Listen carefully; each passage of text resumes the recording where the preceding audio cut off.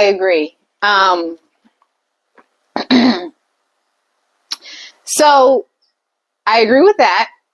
And I feel like in letting yourself go, there's like three levels. There's stages to this. There's stages. Yeah. You can let yourself go mentally, physically, spiritually, emotionally, and financially.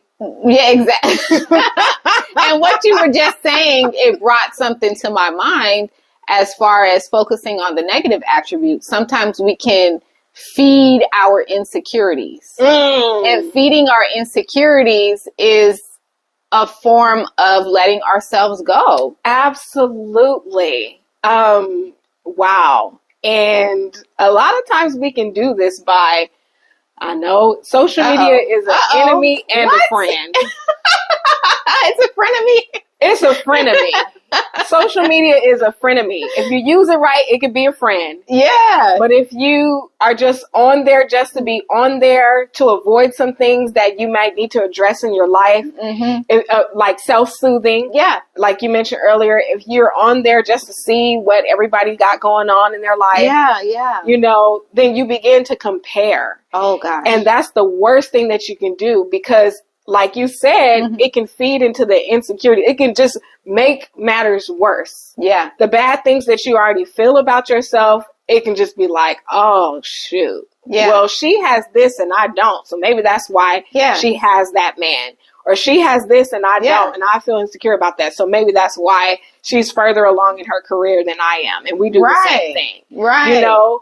It goes back to the inner work, asking yourself those questions, because if you answer those questions that we ask and you really answer them truthfully, then you can see who you are. And then you'll recognize and realize that there's no comparison.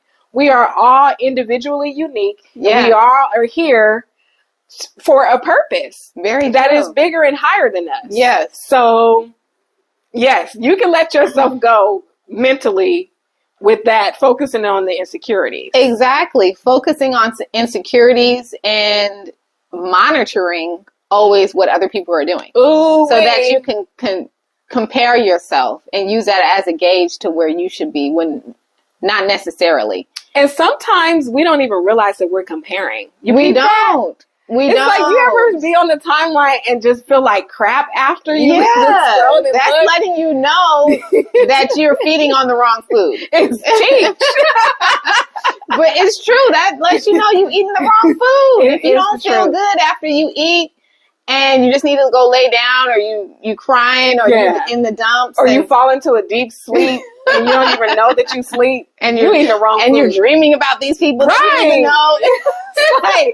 How did so-and-so pop up in my dream and I don't even know them? Exactly. Because you was on that timeline. Exactly. Like you said, it could be your friend or your enemy.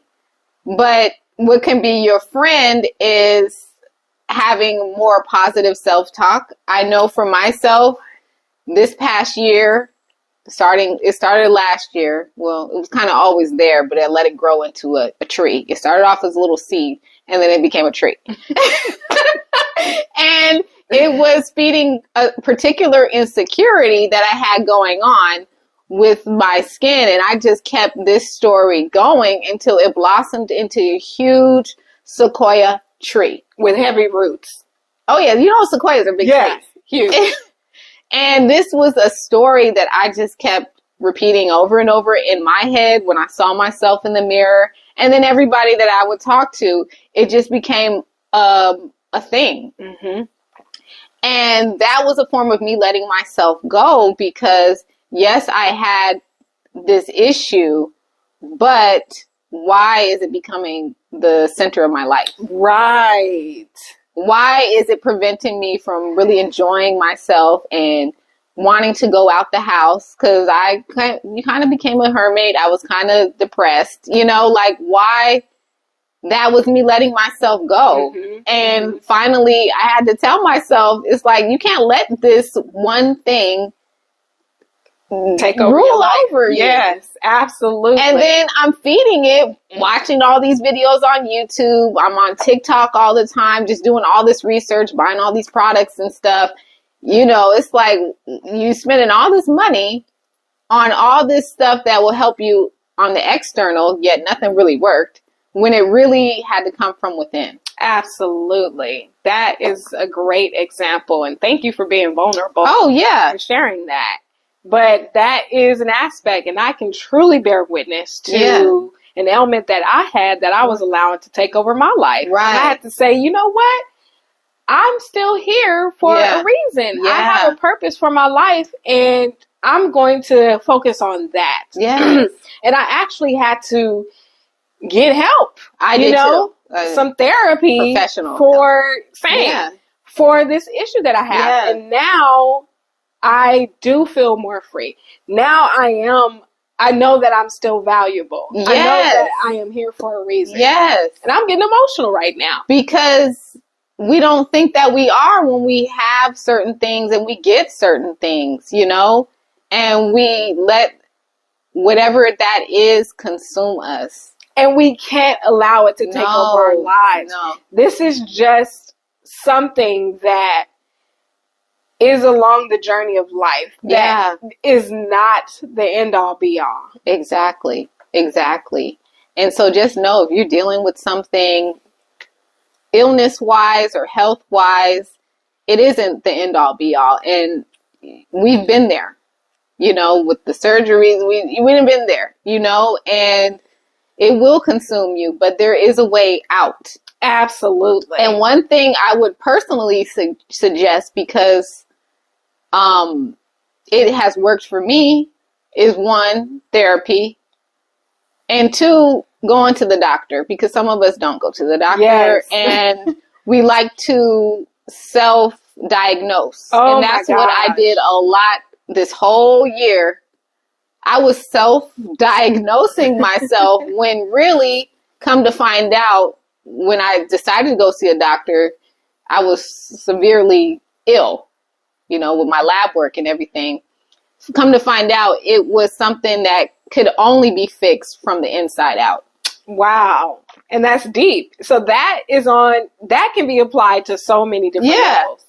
So the physical level, the mental level, the financial level, the emotional level, all of these different levels, that can be a lot of things that we want to quote unquote fix or adjust in our lives can only be fixed from the inside out. It's the truth. And I learned it the hard way. And I thought that I knew better than quote unquote some professionals, which I kind of did because some of them wouldn't give me like the cause, and that's what I was going to them for.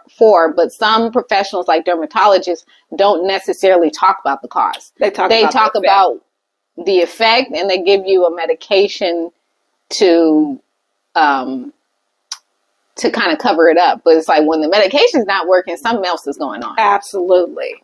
And so sometimes we need to dig deeper sometimes with illnesses and not be on Google trying to look up our symptoms and assume, and get blood work done. Absolutely. And then you can go from there as to how you want to go about helping yourself. Nurse Sharice here. So, amen. So you can let yourself go on so many different levels. Yeah. I want to talk about the financial level. Okay? Oh, Lord, I didn't even write that one down because, you know, I wasn't trying to talk about the finances. But we can take some responsibility today, okay? Okay, so during the pandemic, since we're utilizing that as an excuse, because I feel like that kind of was a wake-up call in so many different areas. It was like a mirror to show you what your habits and behaviors really are. Yes. And then sometimes once we realize what our behaviors and habits were, and we're like, ooh, we begin to just sink into a deeper hole because we get depressed, we get sad, and we're like, dang, I'm this type of person, man. Right. You know, so financially, you know, during the pandemic, it was a lot of money that was thrown out there into the economy. And some of us thought we were like big baller shot callers. Yeah. Are they still using that terminology? We were balling out of control. Yes, we okay. And we just going on these shopping sprees and buying this and buying that. And we kept that same habit up after that money dried up, right? Mm-hmm. And so now we're looking at ourselves and we're like, wait a minute. Yeah. You know, I used to be able to afford X, Y, and Z. Yeah. You know, prices have gone up significantly. Yeah. We know. Yeah. Inflation has affected us. Yes. But we're trying to keep that same balling out of control behavior Yeah. into today. And we're looking at our bank accounts and statements and the math is not mathing and we're trying to figure this thing out. You've let yourself go. I agree. I bear witness. Yeah. Because 2021, that's when my spending got out of control. Girl, same. I was on all these designer websites, buying stuff, putting them on, paying for it, just so I can keep up with the quote unquote Joneses and take these pictures. But am I really going anywhere with what I'm taking these pictures for? That part. And saying it's all for my blog. It's like, but are you getting paid for this?